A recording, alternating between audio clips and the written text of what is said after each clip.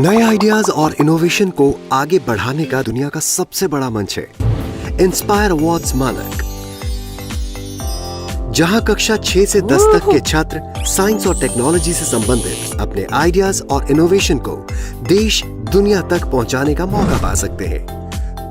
School के माध्यम से जल्द अपने आइडिया को इंस्पायर अवार्ड मानक के वेब पोर्टल पर जमा करवाएं और अपने इनोवेटिव यात्रा की शुरुआत करें। ये करेगा आपके सपनों को साकार और एक नए नवसर्जक भारत का निर्माण। इंस्पायर अवार्ड्स मानक, इंस्पायरिंग इनोवेटर्स ऑफ टुमारो।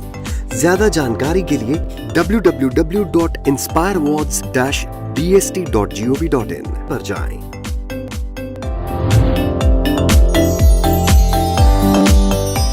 सरकार लाई है विद्यार्थियों के लिए डिजिटल लाइब्रेरी। बच्चों के उज्जवल भविष्य के लिए बिहार सरकार है सदा अग्रसर और तैयार। कक्षा 1 से कक्षा 12 तक की सभी पाठ्य पुस्तक पूरक सामग्री एवं वीडियो अब शिक्षा विभाग बिहार सरकार द्वारा विकसित पोर्टल पर है उपलब्ध। अध्ययन सामग्री देखने के लिए BEPCLots.bihar.gov.in पर विजिट करें अथवा एंड्रॉइड मोबाइल पर गूगल प्ले स्टोर से E-Lots ऐप डाउनलोड करें। शिक्षकों, अभिभावकों एवं बच्चों से अनुरोध है कि इस लाइब्रेरी का अधिक से अधिक लाभ उठाएं और अपनी पढ़ाई जारी रखें। आइए बच्चों, हम अपने द्विघात समीकरण को कंटिन्यू करते हुए उस पर कुछ क्वेश्चंस करते हैं, देखते हैं कि किस तरीके से हम क्वेश्चन सॉल्व कर सकते हैं। तो यहाँ क्वेश्चन हमने लिया है कि दो लगातार विषम संख्याएं निकालें जिनका गुणनफल 35 है। ठीक है, इस क्वेश्चन को हम लोग को सॉल्व करना है। बात हो रही है विषम संख्याएं की, ठीक है ना। विषम संख्याएं सभी लोग आप लोग जानते हैं कि विषम संख्या, सपोज हम कोई नंबर हम लिखते हैं 1 से स्टार्ट करते हैं 1 2 3 4 5 6 7, तो ये हमारा विषम संख्या है। तो इसके बाद ये विषम संख्या, इसके बाद ये विषम संख्या, इसके बाद ये, मतलब कि अगर सब में हम +2 करते चले जाए तो हमें विषम संख्याएं प्राप्त हो सकती है। उसी तरीके से इवन नंबर में भी है कि 2 में 2 जोड़े तो 4, 4 में 2 जोड़े तो 6। मतलब कि अगर एक विषम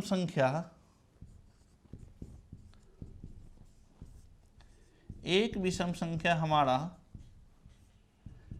x है,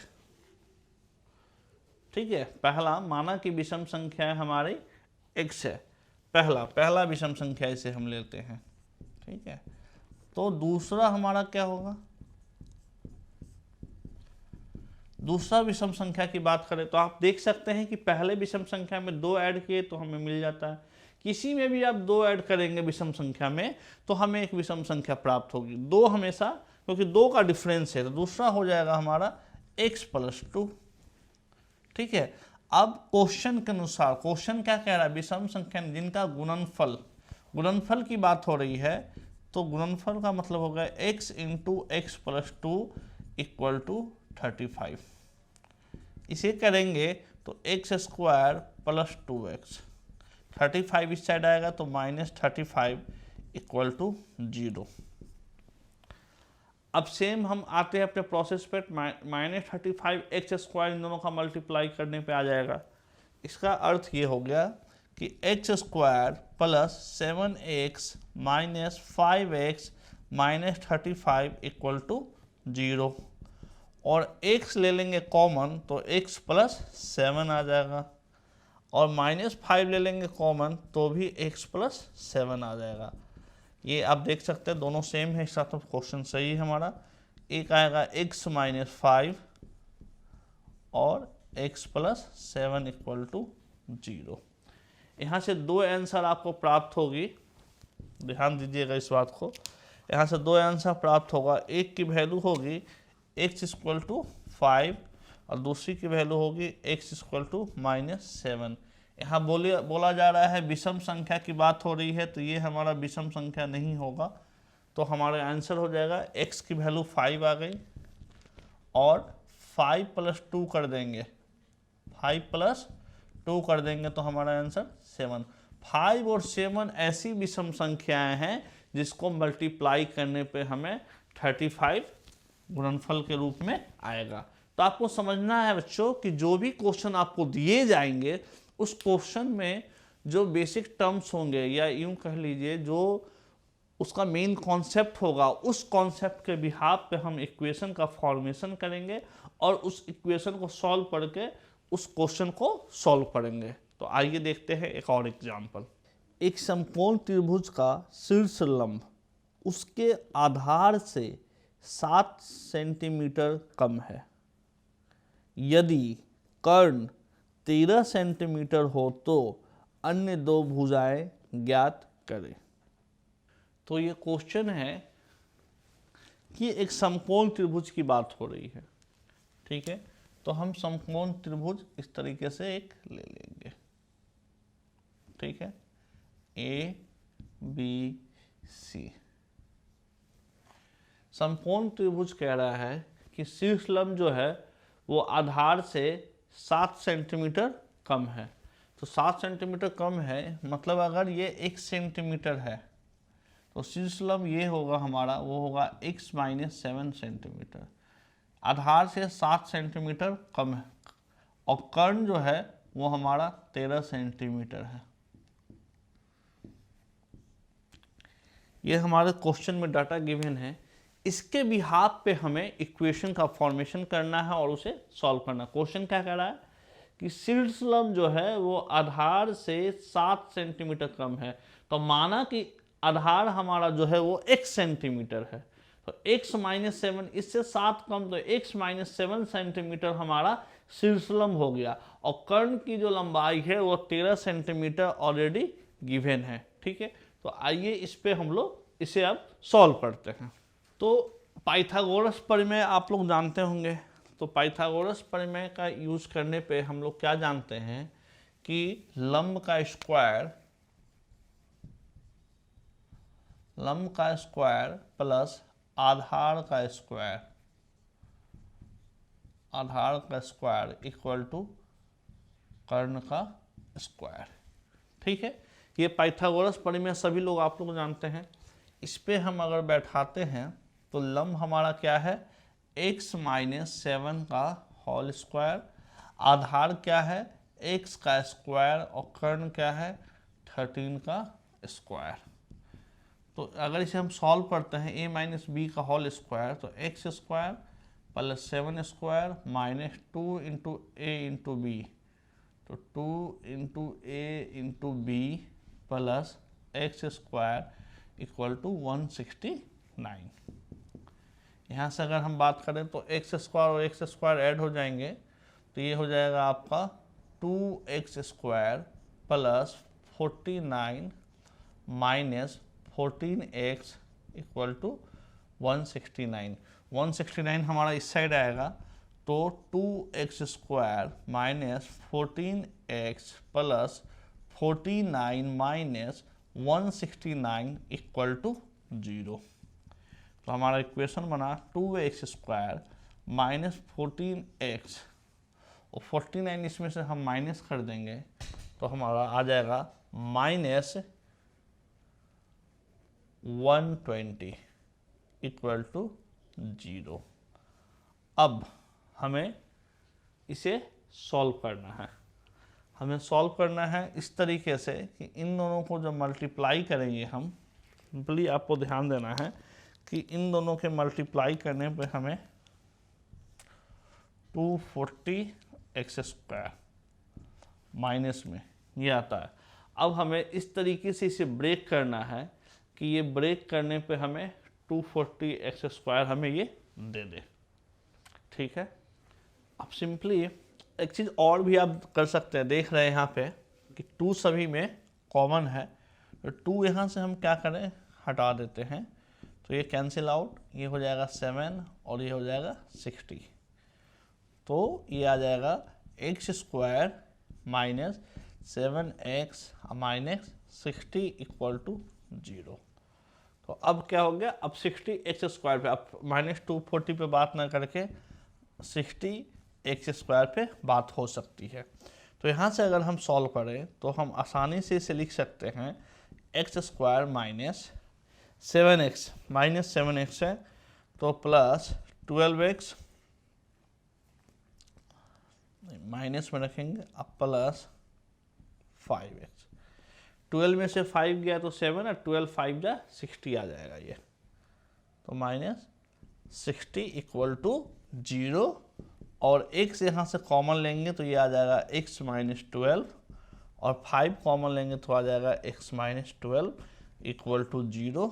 तो ये आ जाएगा x plus 5 and x minus 12 equal to 0। अब एक चीज़ आपको और ध्यान देना है कि यहाँ से आंसर क्या आएगा आपका, तो एक आंसर तो आपका आएगा x इक्वल टू -5 और x आंसर आएगा x इक्वल टू 12। तो ये हमारा आंसर होगा, ये नेगेटिव में तो हो ही नहीं सकता लेंथ, ठीक है।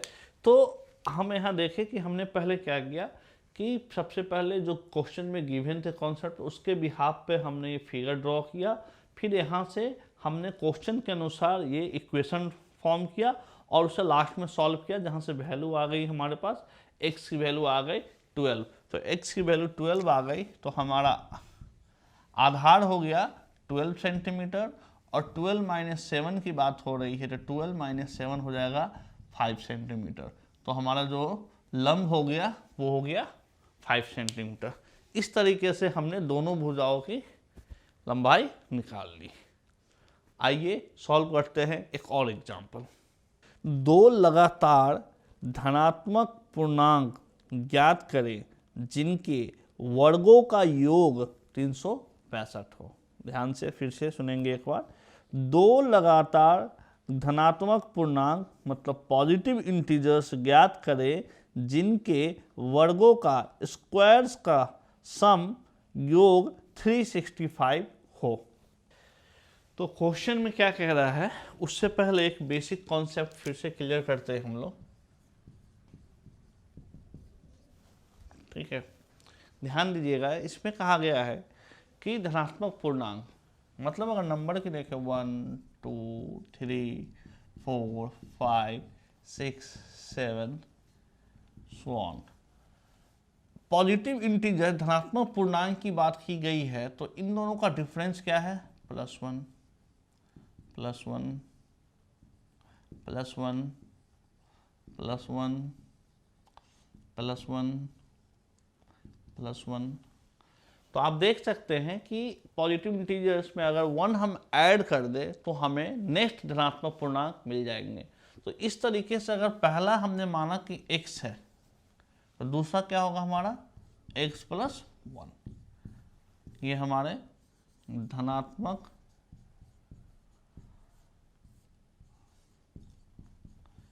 पूर्णांक कहलाएंगे। फर्स्ट है और ये सेकंड है। और कहा गया है कि इनके वर्गों का योग, और क्वेश्चंस के अनुसार हम लोग देखें तो कहा गया वर्गों का योग 365 ये बोला गया है। क्लियर।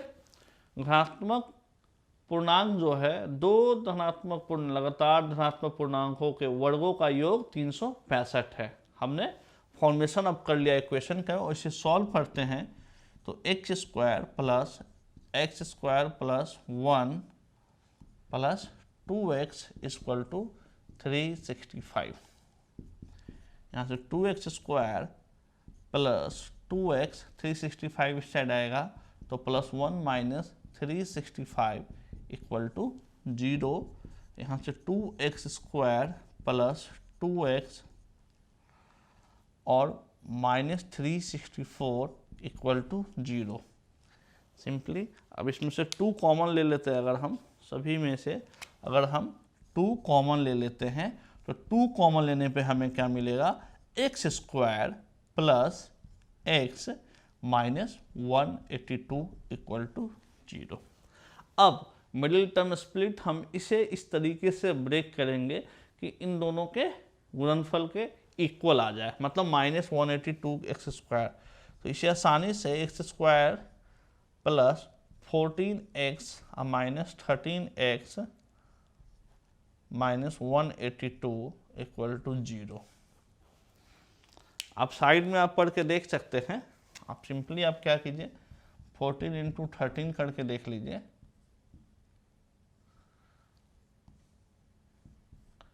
तो ये आपका 182 आ जा रहा है। तो मल्टीप्लाई करने पर हमें ये मिल गया, और 14x में से 13x माइनस किया तो हमें x मिल गया। तो अब आसानी से x यहाँ से कॉमन लेंगे तो x प्लस 14, और माइनस 13 को कॉमन लेंगे तो x प्लस 14 इक्वल टू 0, और x माइनस 13 और x प्लस 14 इक्वल टू 0। यहाँ से अब आंसर हम x की वैल्यू अगर निकालें, x की वैल्यू अगर फाइंड आउट हम करना चाहें तो हमारा x की जो वैल्यू होगी, एक वैल्यू x का होगा 13, यहाँ से 13, और एक वैल्यू हो जाएगा x की माइनस 14। तो ये हमारा होगा नहीं, तो हमारे जो पूर्णांक होंगे x की वैल्यू हो गई 13, और ये 13 प्लस 1 ये हो गया हमारा 14।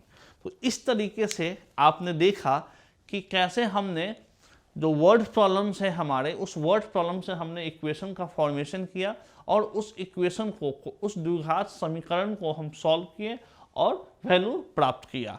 तो बच्चों आपको भी क्या करना है, जो एक्सरसाइज गिवन है उस एक्सरसाइज को सॉल्व करना है और उसके अनुसार आपको आंसर निकालना है। हमारा ये चैप्टर यही समाप्त होता है। बच्चों ये जो नया चैप्टर हम जो स्टार्ट करने जा रहे हैं, इस चैप्टर का नाम मैंने यहाँ नहीं लिखा है।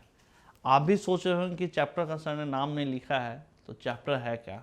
तो इस चैप्टर को स्टार्ट करने से पहले हम कुछ बेसिक कॉन्सेप्ट देखेंगे, उसके बाद आपको मैं चैप्टर का नाम बताऊंगा, तब जाकर आप उस चैप्टर को समझ पाएंगे। तो सबसे पहले हम कुछ क्वेश्चंस देखते हैं।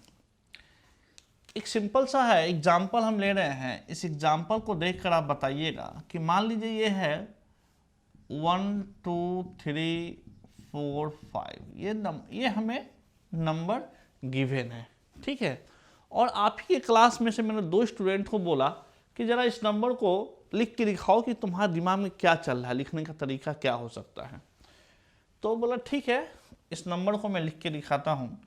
तो पहले लड़के ने क्या किया, हू बहू 1 2 3 4 5 राइट डाउन कर दिया, ठीक है। दूसरे ने क्या किया, दूसरे ने बोला कि अरे तुम स्मार्ट बन रहे हो तो मैं थोड़ा तुमसे अधिक स्मार्ट हूँ। तो वो स्मार्ट बनते उसने क्या किया कि उसने अपोजिट उल्टे साइड से लिख दिया 5 4 3 2 1। और भी अगर स्टूडेंट को मैं दूं तो कुछ बीच में से स्टार्ट कर दें, कुछ उल्टा पुल्टा लिख के स्टार्ट कर दें। अगर वो चाहें तो इस तरीके से लिख सकते हैं कि 3 2 4 5 1 2 4 3 5 1 सो ऑन। अगर हम इसमें लिखने का कोशिश करें तो बहुत सारा नंबर्स लिखने का पैटर्न आपको आ सकता है। तो क्वेश्चन क्या है, क्वेश्चन ये है कि क्या आपको इन सब में कुछ पैटर्न दिख रहा है क्या। कुछ ऐसा पैटर्न अगर आपको मालूम चल जाए कि अगर 5 के मतलब कि इसके बाद हम कोई नंबर लिखना चाहें तो हम उस नंबर को लिख सकें कि नेक्स्ट नंबर हमारा क्या होगा। कुछ ऐसा पैटर्न आपको इसमें कुछ दिख रहा हो, या आप सोच रहे हो कि हाँ इस तरीके से हम कर सकते हैं। देखते हैं, अगर हमने क्या किया, 1 के बाद आया 2, 2 के बाद 3 के बाद 4 के बाद 5, मतलब कि +1 हो रहा है। इसमें हम देख सकते हैं कि इस सभी में क्या हो रहा है, +1। तो हम इसमें भी +1 करके हम अपने नेक्स्ट नंबर को लिख सकते हैं, और इसमें अगर हम +1 कर दें तो भी हम नेक्स्ट नंबर को हम अपने लिख सकते हैं। मतलब कि +1 हम अगर करते जाएं तो हमारा नेक्स्ट नंबर, नेक्स्ट टर्म हमारा आते चला जाएगा। बात करते हैं इसमें कि 5 में से 4, अगर हम -1 इन सब में करते चले जाएं तो हमें क्या, एक नेक्स्ट नंबर हमें मालूम चलता चला जाएगा कि ये 0 हो गया, फिर -1 किए तो -1 हो गया। ये हमें मालूम कंटिन्यूसली चलेगा। लेकिन बात करते हैं इसमें देखिए कि इसमें हमने क्या किया, -1 तो 2 मिला, फिर 2 ऐड किया तो 4 मिला, फिर हमने 1 ऐड कर दिया तो 5 मिल गया, प्लस प्लस, फिर 5 में से -4 किया तो 1। तो इसके बाद के टर्म्स की हम अगर बात करें तो मुझे नहीं लगता है कि कोई टर्म्स हमें आसानी से मिल पाएगा या हम समझ पाएंगे कि क्या इसमें हम यूज करें, कौन सा, -1 करें, +2 1 प्लस -4 करें कि नेक्स्ट हम कंफ्यूज रहेंगे, या यूँ कहें कि हम बता ही नहीं सकते हैं कि इसके बाद कौन सा टर्म्स आएगा। इसमें देखते हैं, इसमें हमने क्या किया, +2 करने के बाद 4 आ रहा है, -1 करने के बाद 3, फिर +2 करने के बाद 5 और फिर -4 करने के बाद। तो इसमें भी हमें कोई पैटर्न नहीं मालूम चल रहा है कि इस पैटर्न के बिहाफ पे हम बता सकें कि हमारा नेक्स्ट नंबर क्या है। पॉसिबिलिटीज है, पॉसिबिलिटीज ही नहीं है हमारे पास। तो ये जो नंबर का फॉर्मेशन है, ये जो नंबर का फॉर्मेशन है कि हम एक नेक्स्ट नंबर को बता दें कि किस तरीके से नेक्स्ट नंबर आएगा, तो इसके बिहाफ पे आपको क्या लग रहा है हमारे चैप्टर का नाम क्या है? तो हमारा जो नया चैप्टर है उसका नाम है अरिथमेटिक प्रोग्रेशन, जिसे समांतर श्रेणी के रूप में भी जाना जाता है। तो समांतर श्रेणी में हमें टर्म्स के बारे में जानना है कि नेक्स्ट टर्म हमारा क्या है, तो हम किसी भी टर्म तक हम उसे बता सकते हैं। आइए एक और एग्जाम्पल लेते हैं, इसे समझने की कोशिश करते हैं कि नेक्स्ट टर्म्स के मतलब क्या होते हैं और किस टर्म्स की हम बात कर रहे हैं। लेते हैं नेक्स्ट एग्जाम्पल। तो बच्चों ये नंबर है, सपोज एक एग्जाम्पल से ही ले रहा हूँ मैं, 1 2 3 4 5 6 7 8 9। ये जो है ये एक सीक्वेंस है, इसे हम लोग सीक्वेंस बोलेंगे। ये हमारे सीक्वेंस है, सीक्वेंस है और ये सीक्वेंस एक फॉर्म पे चल रहा है, इस फॉर्म पे चल रहा है। जैसे कि इसे हम अगर बोले फर्स्ट टर्म है, ये टर्म्स है, हर एक को हम टर्म्स से डिनोट करते हैं, first term, second term, third term, fourth term, ये चलता जाएगा और ये nth टर्म तक चला जाएगा, लास्ट टर्म nth टर्म। और nth टर्म तो ऐसे सीक्वेंस जिसमें एक कॉमन डिफरेंस गिवन हो। देखिए इसमें कॉमन डिफरेंस मतलब कि ये जो टर्म है हमारा, इसे T1 इसे T2 कहे, ठीक है, इसे T3 कहे, ठीक है, इसे T4 कहे, तो इसमें क्या है, इसमें +1 किया तो हमें T2 मिल गया, +1 किया तो T3 मिल गया, +1 किया T4 मिल गया, +1 किया तो ये +1 क्या है हमारा, इसे हम लोग CD मतलब कि कॉमन डिफरेंस बोलते हैं। तो एक ऐसा सीक्वेंस जो कि एक कॉमन डिफरेंस के साथ हो सके और जिसमें हम nth टर्म भी फाइंड आउट कर सकें, ऐसे टर्म्स को हम लोग, ऐसे सीरीज को हम लोग कहते हैं AP, अरिथमेटिक प्रोग्रेशन, ठीक है, समांतर श्रेणियाँ। तो इसमें हम लोग कंटिन्यू करेंगे कि समांतर श्रेणियाँ होती क्या है, इसमें हम लोग जनरल टर्म्स के बारे में पढ़ेंगे और इसमें जो क्वेश्चन सम ऑफ एसेंट टर्म्स तक जो सम निकालना होता है, इसके बारे में भी हम लोग समांतर श्रेणियाँ में पढ़ेंगे। तो आइए स्टार्ट करते हैं अपना नया चैप्टर अरिथमेटिक प्रोग्रेशन, समांतर श्रेणियाँ।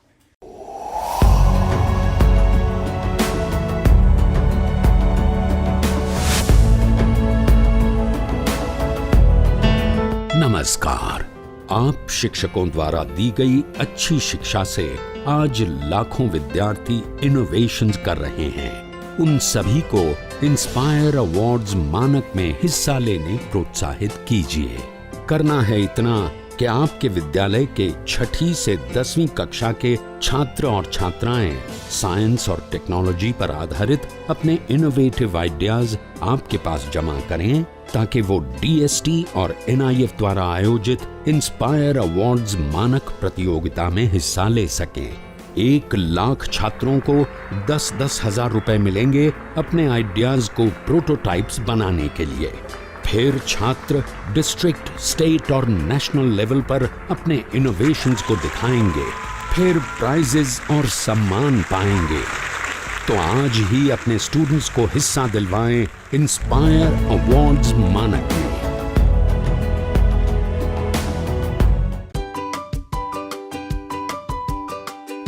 अरिथमेटिक प्रोग्रेशन, जिसे हम लोग समांतर श्रेणियाँ के नाम से भी जानते हैं, कि ये अरिथमेटिक प्रोग्रेशन क्या होता है।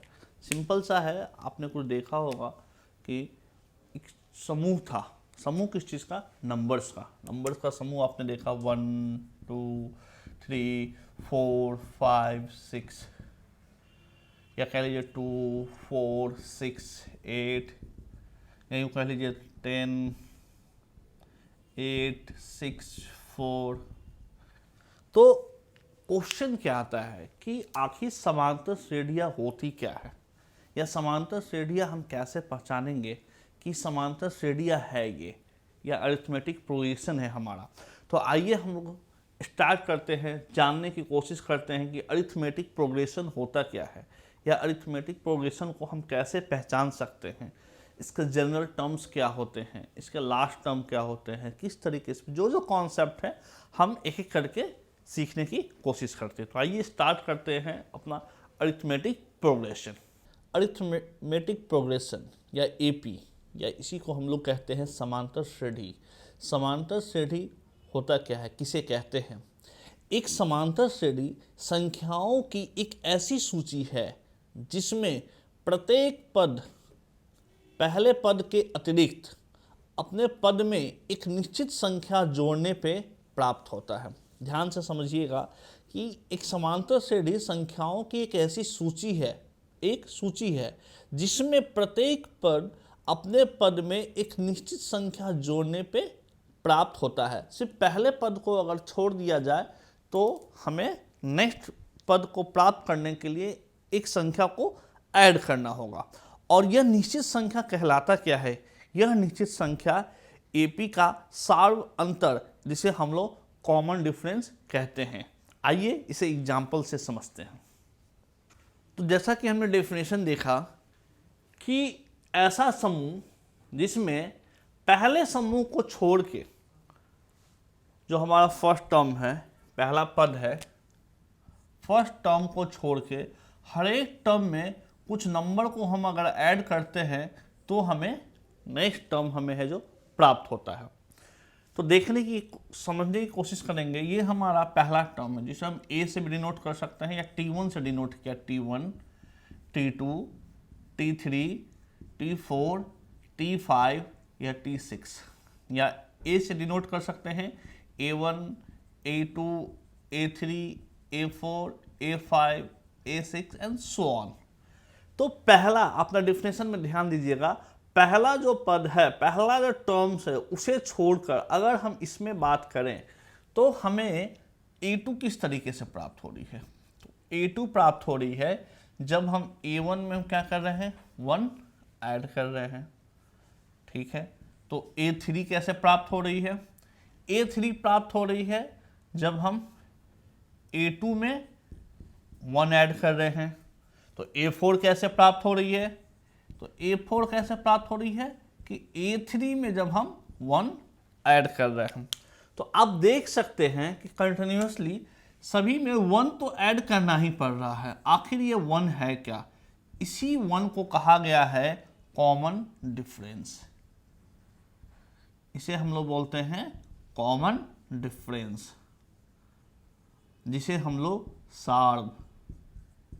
तो यहाँ देख सकते हैं हम लोग कि सभी में क्या हुआ कि 1 ऐड हो रहा है, 1। आखिर ये 1 है क्या? इसी 1 को हम लोग कहते हैं कॉमन डिफरेंस या सार्व अंतर। मतलब कहने का क्या है कि अगर इस पैटर्न को कोई भी संख्या का समूह फॉलो करता है तभी उसे हम लोग अरिथमेटिक प्रोग्रेशन कहेंगे। आइए देखते हैं इस एग्जाम्पल में, इस एग्जाम्पल को समझने की कोशिश करते हैं कि 2 में अगर हमने क्या किया, +2 किया तो हमें 4 मिल गया। 6 में भी हम क्या करेंगे, 2 में हमने +2 किया तो हमें 4 मिल गया। 4 में भी हम क्या करेंगे, +2 करेंगे तो हमें 6 मिल जाएगा, और 6 में भी +2 हम कर देंगे तो हमें 8 मिल जाएगा। तो हम देख सकते हैं फर्स्ट टर्म को छोड़कर, जैसा कि डेफिनेशन में मेंशन है, पहला टर्म को छोड़कर और भी टर्म्स में हम पहले टर्म्स में क्या करेंगे कि एक कॉमन डिफरेंस को हम अगर ऐड करते हैं तो ये कॉमन डिफरेंस हमारा नेक्स्ट टर्म को दे देता है। जब भी हम कॉमन डिफरेंस को उसके पहले टर्म में ऐड कर देंगे तो हमारे नेक्स्ट टर्म को दे देता है। इसका मतलब कि ये भी अरिथमेटिक प्रोग्रेशन है। अब ये 10 और 8 है, तो 10 में हमने -2 ऐड किया,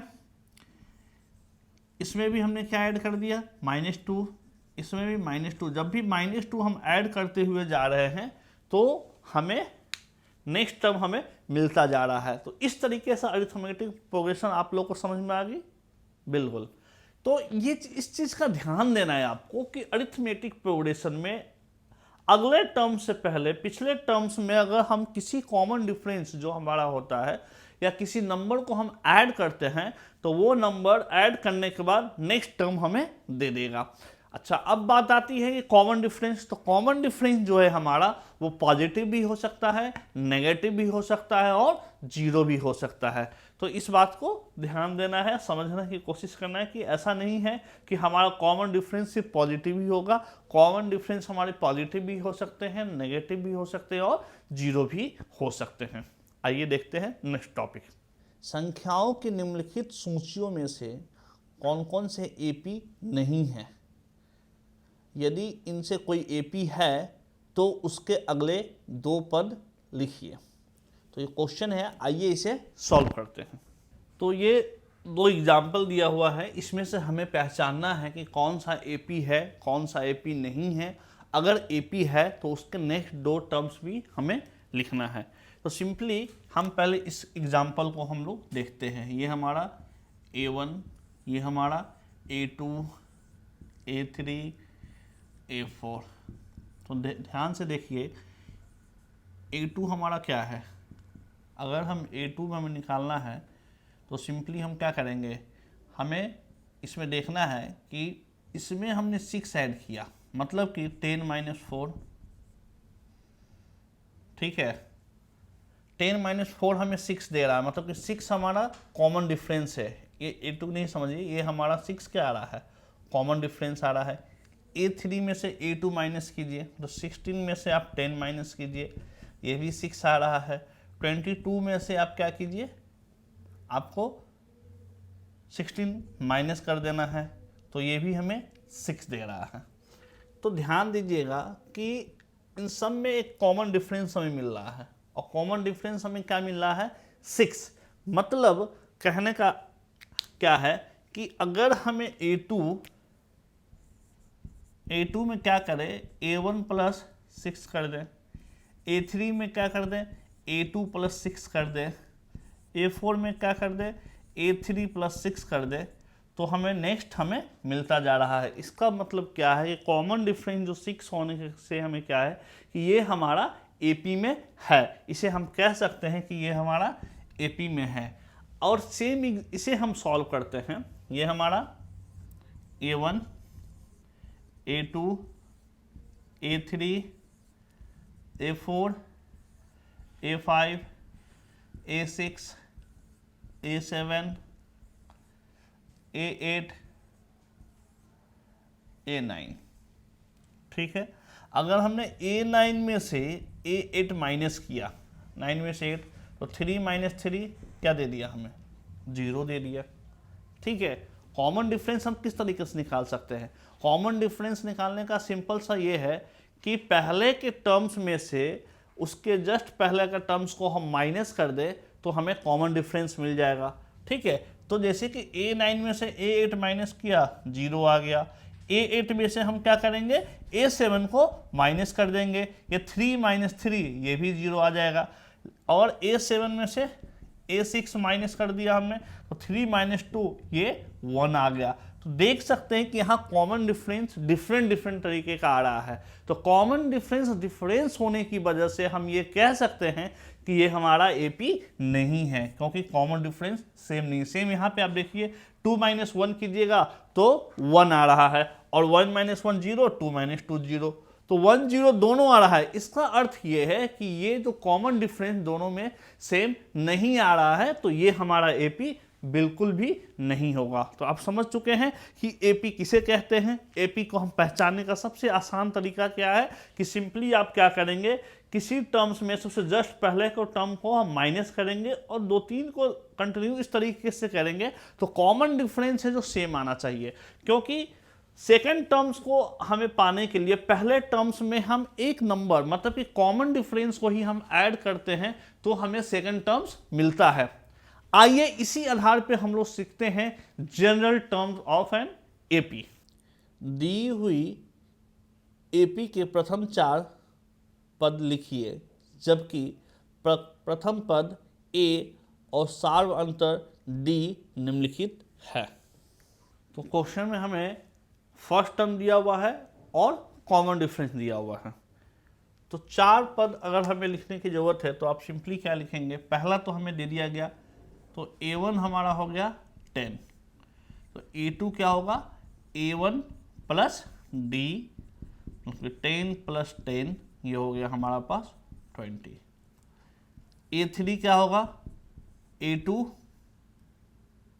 प्लस 10 अर्थात 20 प्लस 10 ये हो गया हमारा 30। और a4 की हम बात करें तो a3 plus 10 equal then 30 plus 10 और ये हो गया 40। इस तरीके से जब आपको पहला टर्म और कॉमन डिफरेंस दिया हुआ रहेगा तो आप आसानी से आप है जो निकाल सकते हैं उस एपी को। तो ये हमारा एपी हो गया, जिसको फॉर्म आ जाएगा 10, 20, 30 और 40। अब बात होती है सेकंड क्वेश्चन की। सेकंड में क्या है कि हमें लिया गया है -2 और डिफरेंस है 0, मतलब कि a1 हमारा हो गया -2, तो a2 क्या होगा a1 plus common difference -2 plus 0 -2।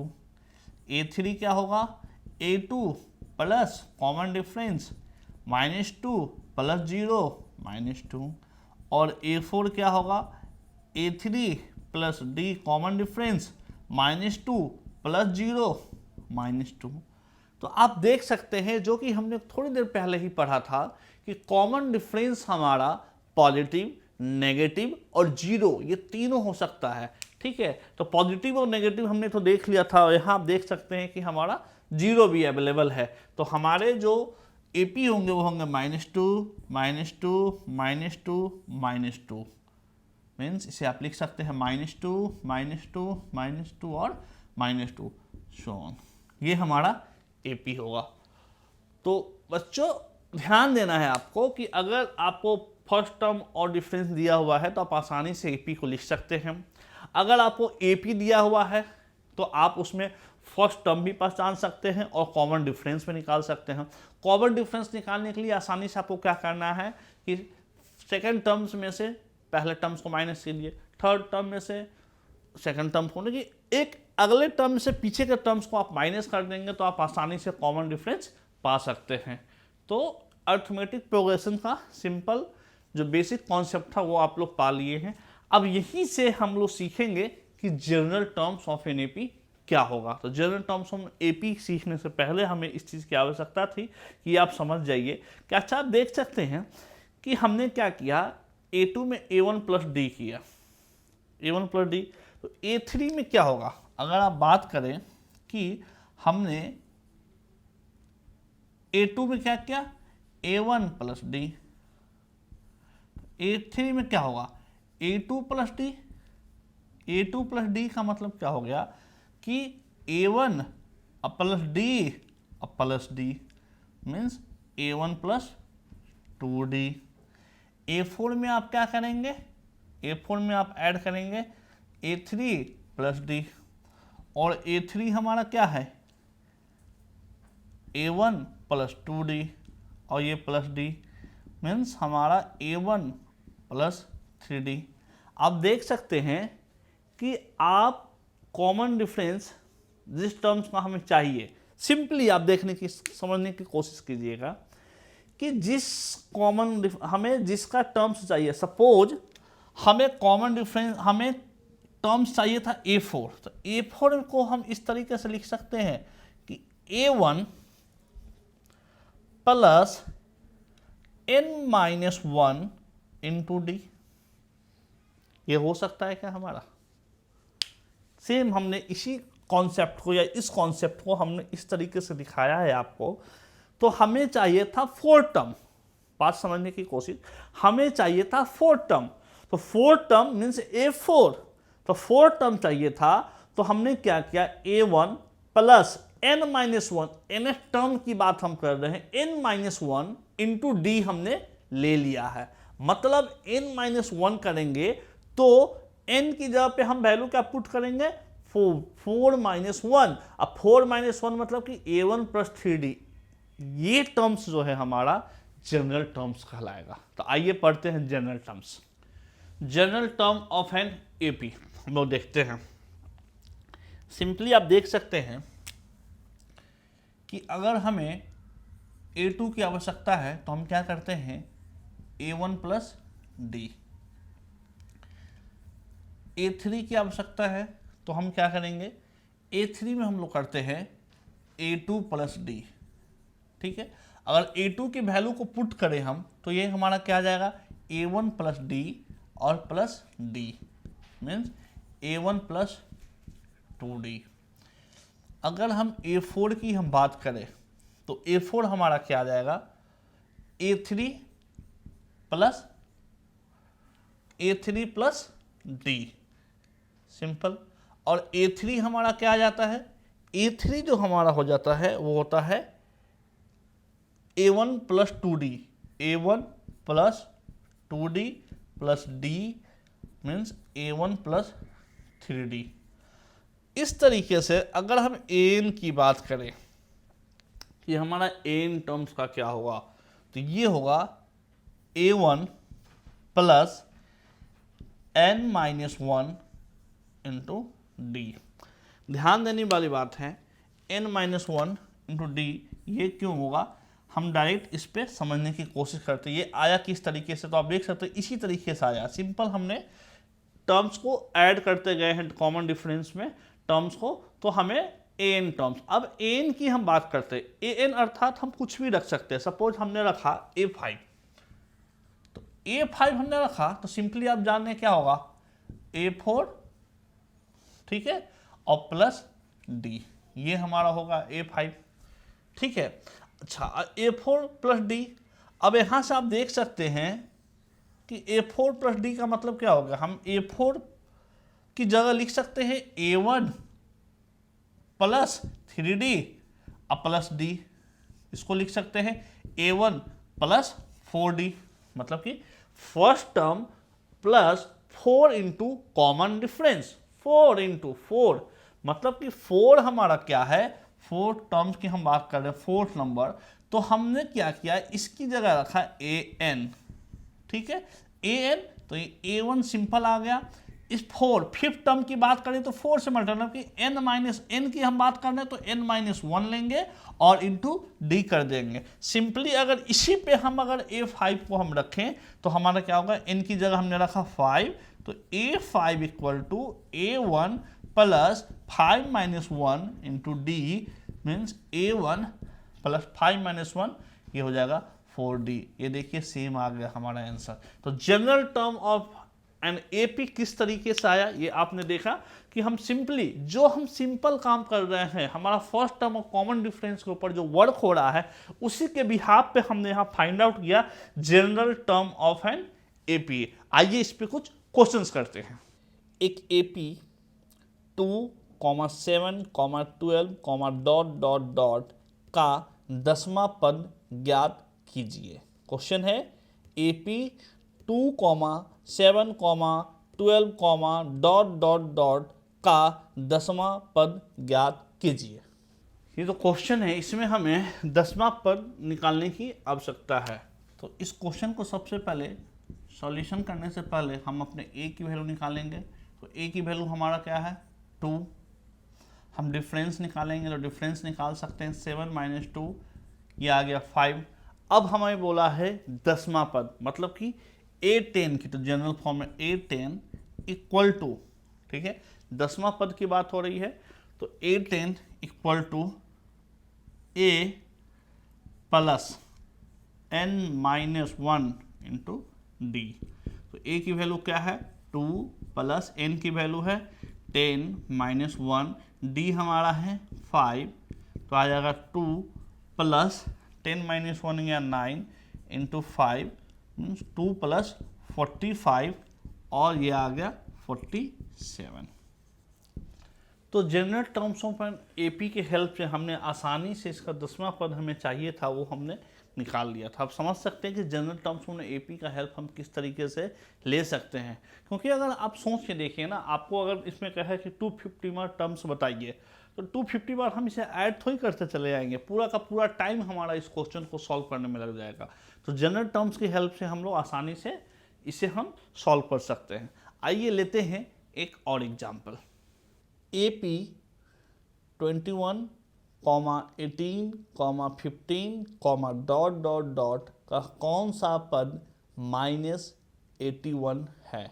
ध्यान से सुनिएगा इस क्वेश्चन को कि 21, 18, 15, डॉट डॉट डॉट का कौन सा पद -81 है। आइए इस क्वेश्चन को सॉल्व करते हैं। ये क्वेश्चन दिया हुआ है हमें, ये एपी हमें गिवन है, एपी में दिया हुआ है 21, 18, 15 एंड सो ऑन, और पूछा जा रहा है कि जो -81 जो है वो हमारा कौन सा पद होगा। तो सॉल्यूशन करते हैं इस क्वेश्चन को। तो सबसे पहले हम फर्स्ट टर्म लिखेंगे कि हमारा फर्स्ट टर्म क्या है, 21 है। डिफरेंस की बात करते हैं कि डिफरेंस हमारा क्या है, तो 18 - 21, सेकंड में से फर्स्ट को माइनस कर देंगे तो ये आ गया हमारे पास -3। तो 21 और -3 मतलब 21 हमारा फर्स्ट टर्म है और डिफरेंस हो गया -3। ठीक है, अब बात करते हैं कि an equal to a plus n-1 into D. an कितना आया हमारा, ये हमारा आया है -81। ठीक है, -81 है, और a हमारा कितना है, 21 है, प्लस n-1, हमें n की तो वैल्यू निकालनी है कि कौन सा पद है, और डिफरेंस है हमारा -3। तो सिंपली हम क्या करेंगे, -81, 21 को इस साइड लेके आएंगे तो -21 इक्वल टू n-1 एंड -3 से इसमें हम क्या कर रहे हैं, मल्टीप्लाई कर रहे हैं। सिंपल आप समझना है, ये मल्टीप्लाई हो रही है, माइनस नहीं हो रहा है, मल्टीप्लाई कर रहे हैं हम लोग। तो ये 1 1 2 और 2 है 10, 102 -102 इक्वल टू n-1 और -3, और इसे हम लोग क्या लिख सकते हैं कि n-1 इक्वल टू हो जाएगा -102 अपॉन -3। ये कैंसिल आउट, 3 से करेंगे, 3 3 जा 9 और 1 जाएगा, 3 4 जा 12। तो n-1 equal to 34 and n equal to 34 plus 1 mean 35 मतलब कि 35वां टर्म जो होगा हमारा इस एपी का वो होगा हमारा -81। तो आप समझ सकते हैं कि जो जनरल टर्म हमें दिया गया है वो जनरल टर्म है an equal to a plus n-1 d। आप इसमें अननोन की अगर आप बात करें तो अननोन हमारा कितना है, 1 2 3 4, इस 3 4 4 अननोन है। इसी 4 अननोन में से 3 अननोन हो जाएगा आपके लिए, और एक अननोन हमेशा आपको फाइंड आउट करने के लिए दिया जाएगा, जिसे आप आसानी से फाइंड आउट कर सकते हैं। तो नेक्स्ट क्लास में हम लोग इसके नेक्स्ट टॉपिक के साथ और ढेर सारे एग्जाम्पल के साथ आपसे मिलेंगे, जिसमें आप आसानी से इस चैप्टर को समझ पाएंगे और क्वेश्चन सॉल्व कर पाएंगे। आज जितना हो पाया है इसके बिहाफ पे आप अध्याय में दिए हुए क्वेश्चंस को सॉल्व करेंगे। Thank you.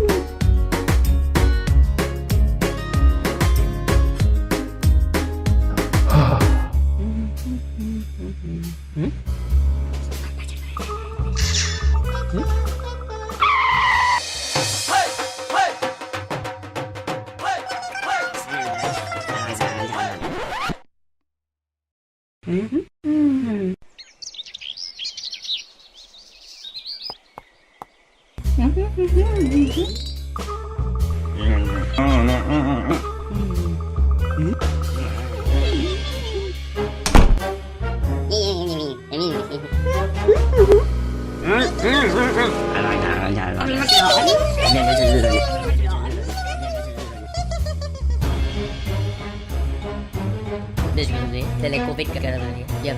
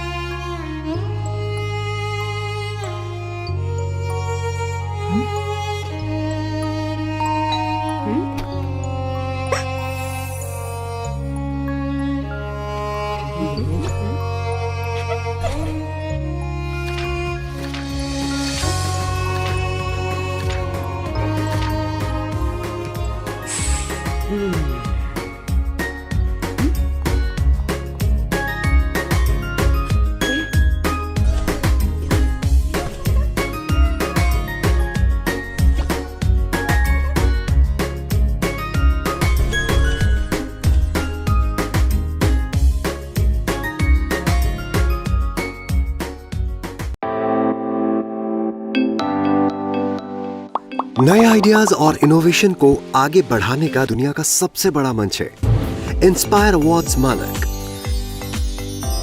जहां कक्षा 6 से 10 तक के छात्र साइंस और टेक्नोलॉजी से संबंधित अपने आइडियाज और इनोवेशन को देश दुनिया तक पहुंचाने का मौका पा सकते हैं। स्कूल के माध्यम से जल्द अपने आइडिया को इंस्पायर अवार्ड मानक के वेब पोर्टल पर जमा करवाएं और अपने इनोवेटिव यात्रा की शुरुआत करें। ये करेगा आपके सपनों को साकार और एक नए नवसर्जक भारत का निर्माण। इंस्पायर अवार्ड्स मानक, इंस्पायरिंग इनोवेटर्स ऑफ टुमारो। ज्यादा जानकारी के लिए www.inspireawards-bst.gov.in पर जाएं।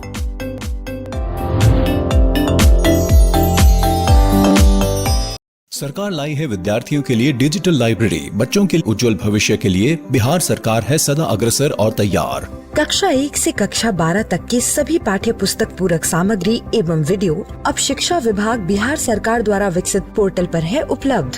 अध्ययन सामग्री देखने के लिए BEPCLots.bihar.gov.in पर विजिट करें अथवा एंड्रॉइड मोबाइल पर गूगल प्ले स्टोर से ई-लॉट्स ऐप डाउनलोड करें।